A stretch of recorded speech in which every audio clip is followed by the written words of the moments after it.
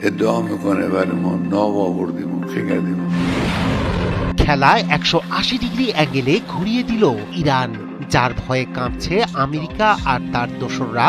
সেই পরমাণু শক্তি নিয়ে আরো কঠোর অবস্থানে মুসলিম বিশ্বের বাতিঘর ইরান। এতদিন পরমাণু ব্যাপারে ছাড় দেওয়ার কথা বললেও এখন হুমকি, নিষেধাজ্ঞা কিংবা যুদ্ধের ভয় কোনো কিছুকে আর তোয়াক্কা করছে না তেহরান।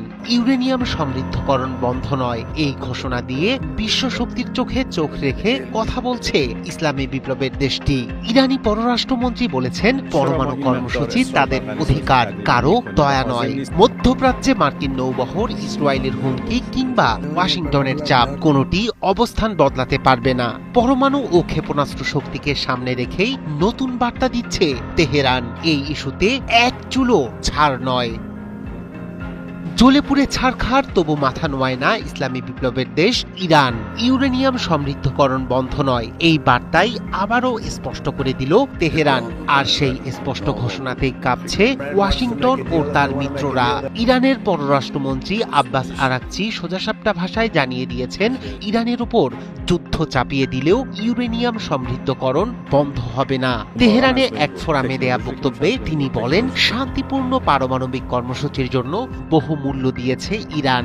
নিষেধাজ্ঞা, চাপ ও হুমকির মুখেও নিজেদের অধিকার থেকে সরে আসবে না তেহরান। তিনি আরো বলেন, উপসাগরীয় অঞ্চলে মার্কিন নৌবাহিনী মোতায়েন করলেও ভীত নয় তার দেশ। এই বক্তব্যের মধ্য দিয়েই স্পষ্ট, পরমাণু প্রশ্নে আপোষের কোনো জায়গা রাখছে না ইসলামী প্রজাতন্ত্র।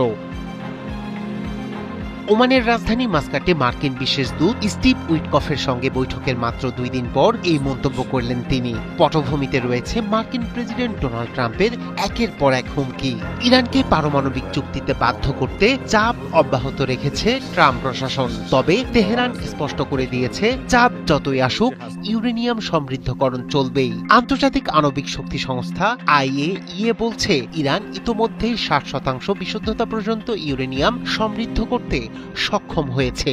বিশেষজ্ঞদের মতে পারমাণবিক অস্ত্র তৈরির জন্য প্রয়োজন 90% বেশি সমৃদ্ধকরণ। সেই হিসাবে ইরান এখন অস্ত্র গ্রেড স্তর থেকে মাত্র এক ধাপ দূরে। এই সক্ষমতাই ইরানের প্রধান শক্তি। এর সঙ্গে যোগ হয়েছে শক্তিশালী ক্ষেপণাস্ত্র কর্মসূচি।